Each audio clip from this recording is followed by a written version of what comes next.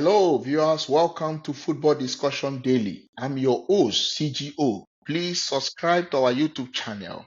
Follow us on Facebook, TikTok, Instagram, and other social media platforms. Thank you very much.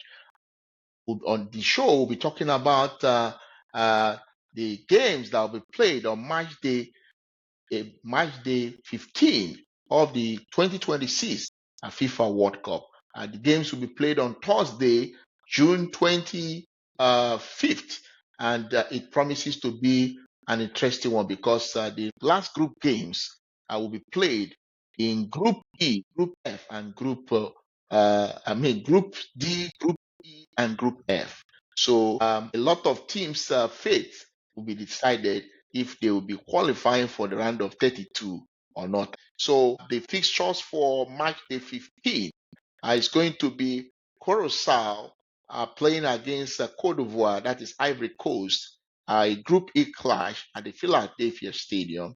The time for that game is going to be at 4 p.m. Eastern Time. At that same time, Ecuador will also be playing against Germany at the New York, New Jersey Stadium. And then we'll also be having Japan playing against Sweden in a Group F tie at the Dallas Stadium. At that time for that game is going to be at 7 p.m. At that same 7 p.m., we'll have Tunisia playing against Netherlands at the Kansas Stadium. And then at 10 p.m. Eastern Time, we'll have Turkey playing against United States at the Los Angeles Stadium. And at that same 10 p.m. Eastern Time, we'll have Paraguay playing against Australia at the San Francisco Bay Area Stadium. These are very important games. For the game between Curacao and Cote d'Ivoire, Cote d'Ivoire, they just need to get a draw in this game for them to secure their spot in the round of 32. They've already gotten a win against Ecuador, and then their second game against Germany, they lost 2-1.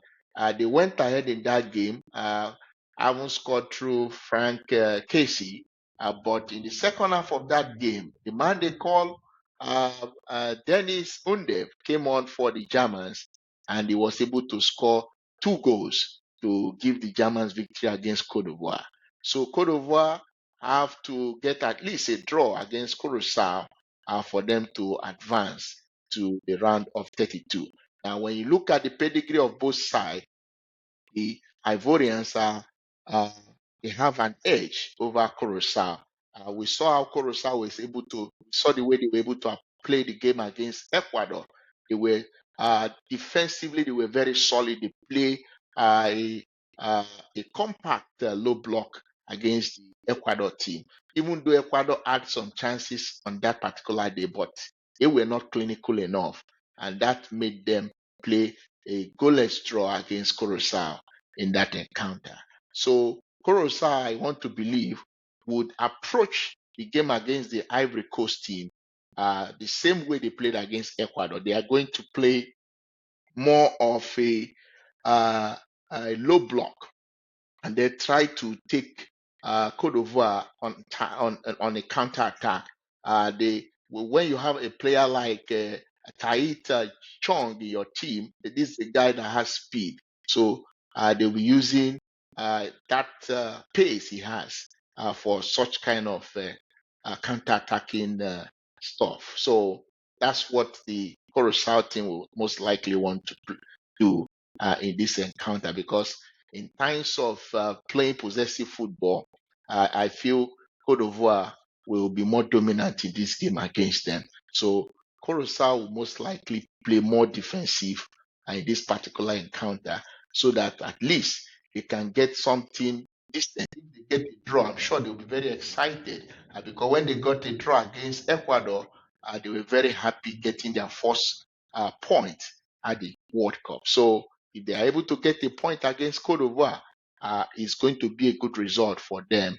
And coach Dick Advocat has really done well with this squad. I think they made a lot of adjustment after they lost scandalously to the Germans 7-1.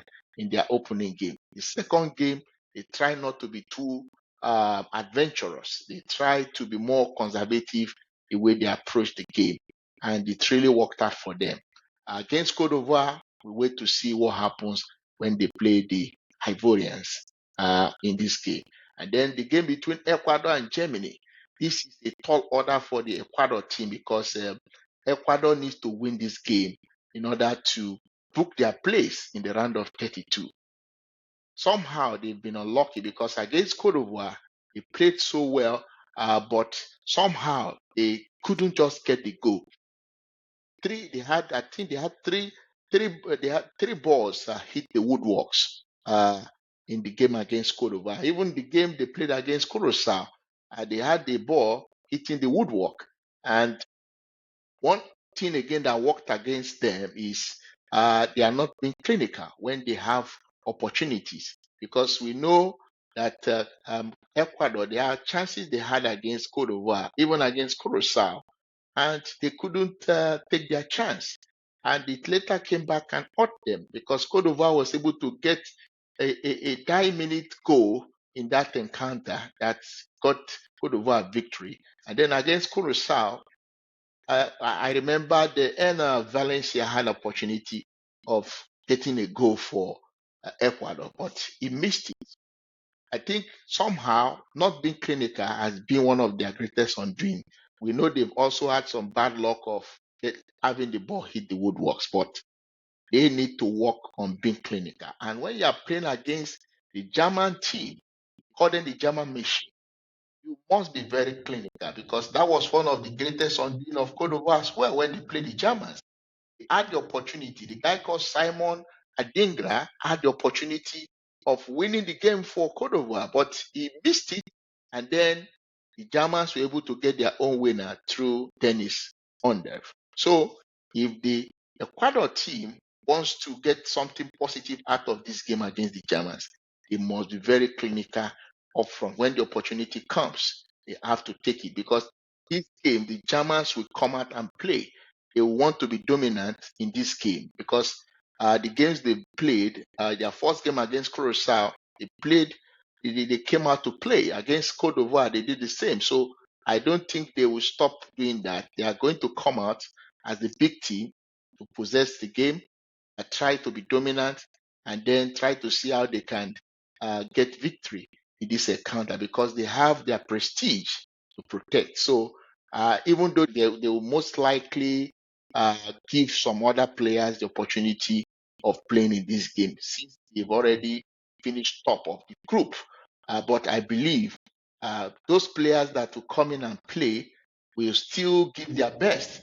They will fight to see how they can get victory for the German team. Looking at this game, the best the Ecuador team might most likely get will be a draw. I'm not too convinced when it comes to them being clinical up front. That's one of the greatest doubt I have if they'll be able to defeat the Germans in order to qualify. So I will not be surprised if Ecuador gets knocked out of this FIFA World Cup, but it will be very painful for a team that has Moise Caicedo, has Piero Nkapie, William Pacho, Ena Valencia, such a kind of a team with such players being knocked out at this at the group stage of the World Cup is something that will be very, very embarrassing to the country. So we wait to see what happens, but that is a very high mountain they need to climb against the Germans. The game between Japan and Sweden, that's going to be a cracker because the Swedish, they need to get victory in this encounter if they want to qualify to the next stage. Possibly a draw might still take them through, depending on the outcome of teams that that will finish third in other groups. But if they want to guarantee their spot in the round of 32, they have to come all out and get victory against the Japanese. The Swedish, remember their first game against Tunisia, they started very well, defeated Tunisia 5-1, only for them to play their second game and also lose by the same margin of 5-1 to the Dutch team. Very disappointing one for them. It will be banking on the partnership, the striking partnership of Victor Goykores and Alexander Isak. And then the guy called Ayari. Ayari is one player who has really shown great performance for the Swedish in this game. Even in the game they lost to the Dutch, he was one player that showed a lot of positives in that encounter. He scored 2 goals, 2 beautiful goals against the Tunisians when they won Tunisia 5 goals to 1. And in the game against the Dutch, despite the fact that they lost, but he was one player who was not hidden. He was very noticeable in the game, take, taking a lot of shots. I think he was a bit unlucky not to get a goal in that particular encounter, but that's one player who has really shown great performance for the Swedish in this competition. So these are the 3 guys the Swedish will be banking on to help them get something positive against the Japanese. For the Japanese, the likes of Endo will be the players that the Japanese fans will be looking forward to help the team. And then they have the guy who is going to be their striker for this game. They call him Oeda. Oeda is a very good player. We saw how he was able to get a brace in their 4-0 victory against Tunisia. They will be looking forward to see him deliver again against the Swedish. Then they have Daichi Kamanda. This is a very good player. And then another guy called Tamaka, I think he plays for Leeds United or so. These are very good players that the Japanese will be banking on to help them uh, get something positive out of this game. So we'll wait to see what happens. So the game between Tunisia and the Netherlands, definitely the Tunisians have been very poor. Their first game against Sweden, they lost by 5 goals to 1. And then when they played their second game against the Japanese, despite changing their coach, they still lost 4 goals to 0. So what it showed is that it was not the issue of the coach. The quality of players that were taken to this competition uh, is is not good enough. I'm not really expecting much from the Tunisian team against this Dutch side that has been flying. They did so well.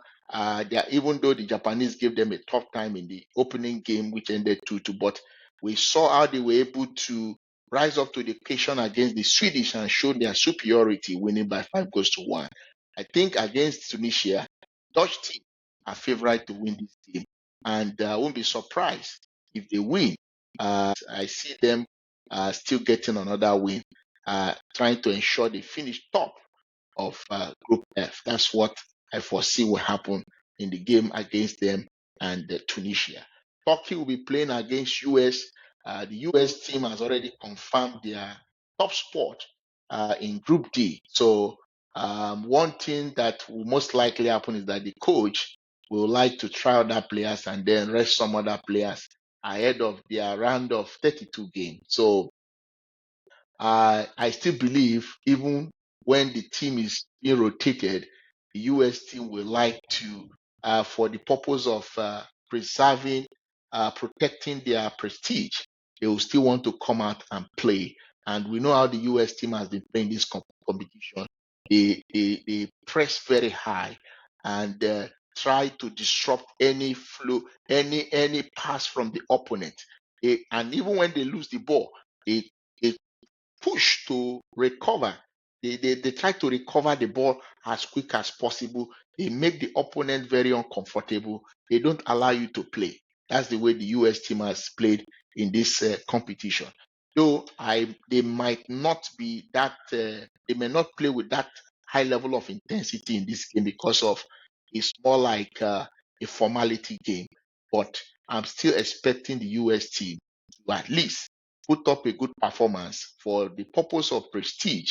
They need to at least get nothing less than a draw in this game. A draw will be a good result for this particular game. But if they're able to get victory, a lot of fans will be very happy if they're able to get the 9 maximum points. So for Turkey, they're already out of the competition, but the players will be playing for pride. But the motivation might not be there, especially for players like Adagula. They might not be really motivated to really play out their heart. The likes of Yildiz, I don't know how they are going to take the team, but we wait to see how they are going to perform against the United States team. And then the most important game is going to be Paraguay playing against Australia. Paraguay has 3 points, Australia has 3 points. So it's going to be battle of the team. I will finish second in the group.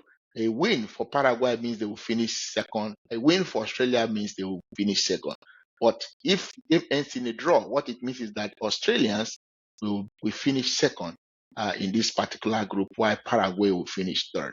So I'm sure Paraguay winning will be the surest way for them to guarantee their spot in the round of 32. So players like Julio Enciso, Diego Gomez, they really have to be motivated to go all out and get victory for the Paraguay team in this great encounter against the Australians. The Australians have also shown great resilience.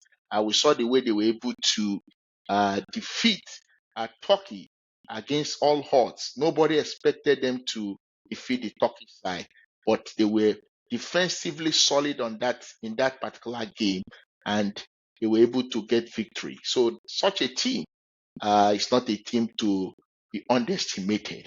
So it's going to be a very close one, a very tight game.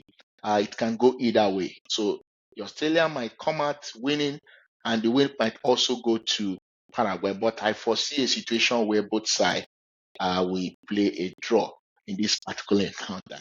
So you ask, kindly share your own thoughts, give us your own prediction ahead of these games that will be played on March the 15th of the ongoing FIFA World Cup. Thank you very much for watching, and do have a wonderful time. Bye for now.